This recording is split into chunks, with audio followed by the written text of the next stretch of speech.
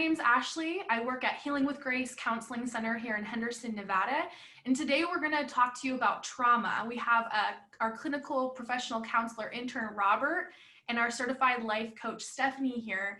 And we want to kind of unpack what trauma is. So we're really grateful that you're here joining us. So let's just jump into our topic. So Robert, to start us off, what is trauma? How would you define it?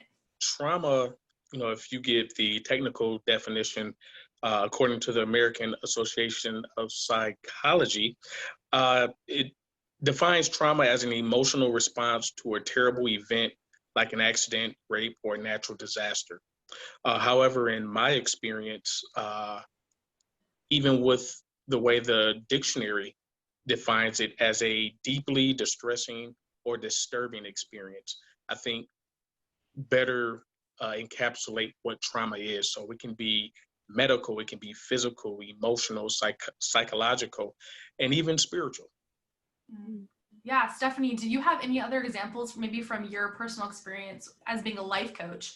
Yeah, I would even say in the work that I do with adolescents and young adults, and people think this sounds funny, but it's really not. Trauma to an adolescent or young adult, with social media these days being so popular, Absolutely. if they're expecting after a post to receive 100 likes or comments and literally 10 come in and there's one that's negative, right? Like that literally can be considered trauma as well. So it doesn't have to be a catastrophic, accident, 9/11 type situation. It literally can be, like Robert said, losing somebody close to you, losing a pet, experiencing neglect even, neglect and being ignored. That causes the same chemical reaction in the brain as experiencing a physical abuse type situation as well. Stephanie, so when we have these traumatic moments or experiences, how do we use them to build up resilience in ourselves or to utilize them to grow? So I think the first place is acknowledging and sharing your trauma story, the importance behind that to learn what triggers you, the why behind the trigger. It's going to be different for each person. So meaning, why are you having the reaction that you're having to it? Identifying it, understanding it, and then being able to process and address it so that you can move forward in the healing process. So really talking about it with a trained professional, somebody that you trust, that's the first step. I think everything Stephanie said is spot on. And I would just add to that the fact that, we have to own our feelings. Those who have experienced trauma has to own their feelings. What they're feeling is indeed real. And as Stephanie said, to talk to someone, even for me, and I'll be transparent and use myself for an example. I have mentors that I have in my life that I can talk to certain things about. I don't have just one mentor, but I have several mentors who I can speak to about various aspects of my life or things that's going on. And I can be authentically me. And so having that person that you trust, that you can be very authentic and transparent with is extremely important, as well as engaging in activities and not secluding yourself, but engaging in activities. If you like going to the gym, go to the gym. If you like socializing with people, socialize with people. And so doing those things are helpful as well. Yeah, I like what you said, Robert. It's that piece of making sure that the person that you're talking to can hold that sacred space for you, right? To allow Absolutely. you to feel safe. Yeah. And even as professionals, the way that, when we show up as ourselves and, like you said, speak authentically, that's how our clients relate to us. That's how they know, okay, this is somebody that I can really trust and share with. Absolutely. Yeah. I like that too. When Robert was saying, if there's things you like to do, go do them. And maybe it's not even going back to old hobbies you had. Maybe it means you have to find something new. I think that's okay too. If you like to crochet, go out and rock climb, or I don't know, just try something maybe new just to get your mind off of things too, just to build that up. So you Absolutely. guys gave a lot of great examples of trauma and how do we kind of, not, I don't want to say overcome, but go work through that and to build resilient scenes in ourselves. But maybe let's talk about if we are going through something traumatic, or maybe we have a friend going through something, how do we notice the signs of trauma in ourselves and others? What are some useful tips when helping others or ourselves go through that trauma? I would say one of the first things to look at is really notice if somebody is withdrawn Yeah. or pulling back, behavior, changes in behavior. I don't know, Robert, what else comes up for you? What comes to mind is guilt, shame. A lot Ooh, of people who have been through traumatic events kind of fall along the same lines of symptoms with regards to depression and anxiety. So you can see a lot of those in people who have been through traumatic experiences. yeah, the shame one, huge, huge for victims of, I mean, think about it, even within domestic violence situations, right? Like, I don't want to talk about it because I'm so ashamed of what's happening, Right. and assuming and taking on that guilt when it isn't theirs to take on. They've been a victim of. And Right. even when you look at survivors' guilt, or a parent who's lost their child, it Mm, should have been me. I want to take the place. And I know that we didn't talk about it a lot, but trauma just shows up in so many different ways. Again, from psychological trauma to physical, emotional, and spiritual trauma. Those who struggle with trauma based on their faith and have mm. uh, that anger or upset, and even withdrawing from their faith relationship. That's so interesting. I never would have considered to put Powerful. trauma with like the spiritual life, but I think that's something a lot of people experience. Could you say that you could have that traumatic experience in your, maybe not even in your church community, but just in your relationship with God?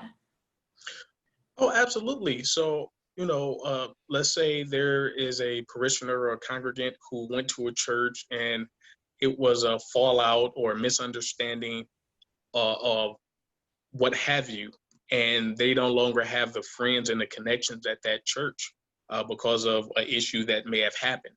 That could be considered a something that hurts their spiritual relationship. Mhm. And when we look at relational, in terms of emotional, a marriage, a divorce could be a trauma. You know, uh, let's say a person who is married, very faithful, and it don't work out. When you, as Stephanie said, the shame, the guilt, all the things that come along with a divorce can even be a very traumatic experience, which don't allow the person to move forward in a new relationship. Absolutely. I So when agree. you experience a situation that's traumatic with both of your guys' expertise, maybe in different ways, is it something that you can put a timeline on? Can it be months and years later? Is it immediate? Like, what from your experience can you each speak to that? Mm. I'll share on that. And again, personal and witnessing it otherwise. There's no timeline. I think the biggest thing that we can, again, embrace ourselves when we're in it and share with others going through it is honor the pain and the emotion that you're experiencing. Like, honor yourself and what you need to go through. If you need to cry, if you need to grieve, if you need to laugh, people handle grief in different ways, right?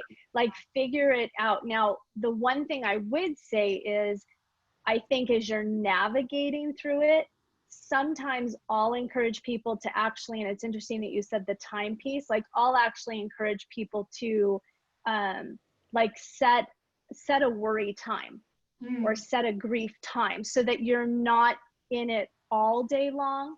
But as far as, a timeline in which how long you should grieve or in which way, no, it's so personal. so personal. And I will echo, Stephanie, what you said. For everybody, it's going to be different for everyone. The different kind of trauma or the level of trauma also makes a difference. Someone who was abused from childhood, that could have so many different forms or effects to a person that it may take years and years of therapy and healing and for them to move to the other side of that pain or that trauma. So as you said, Stephanie, it's no time frame, not Yeah. at all. Or you think even of, right, a parent that has lost a child to suicide. I mean, suicide is such a Yes. prevalent one right now as well, okay? Just so much that's coming up with that, that losing a child, that's not anything that can ever, that pain never goes away, Mhm. that loss. So if it sneaks up on you at times, I mean, I even think about when Robert said about, you know, with losing a pet, and I'm very attached to my pet.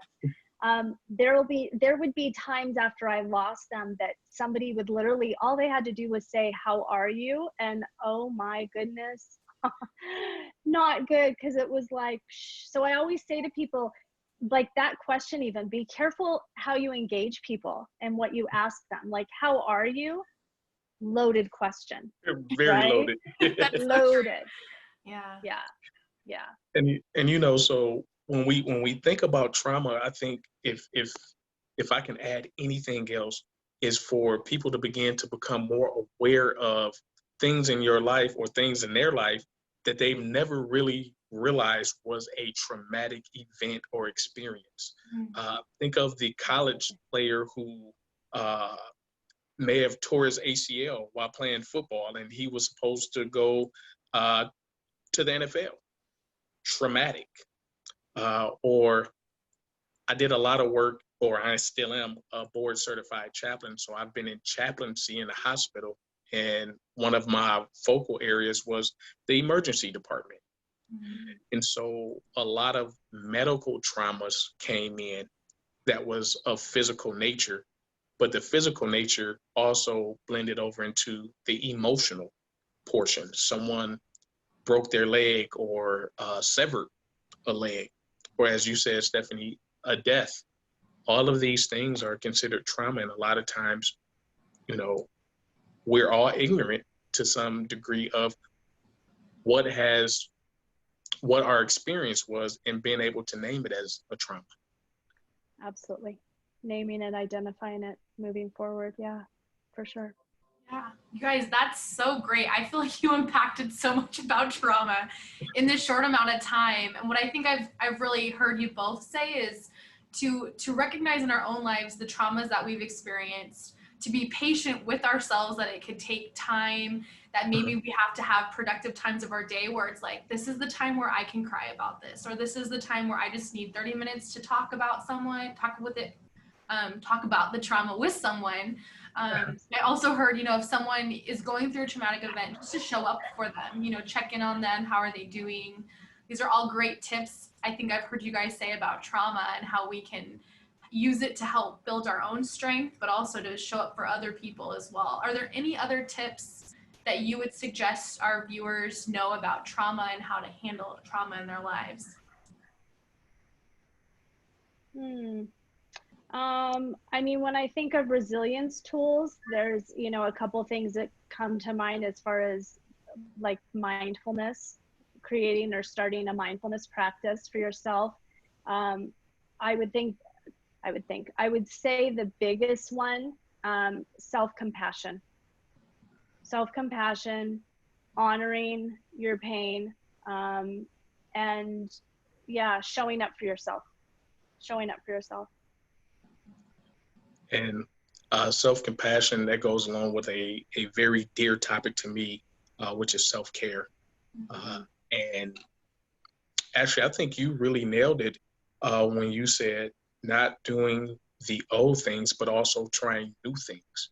I think that that's very important, because maybe the old things are too painful, or maybe depending on what you used to do with a person that is related to the traumatic event. So doing things new and having new experiences and creating bucket list type things and actually holding yourself accountable or having a mentor hold you accountable to pushing a little at a time to do new things and exciting things to keep you from going into a depression. So those are a couple tips that I would give with regards to resilience.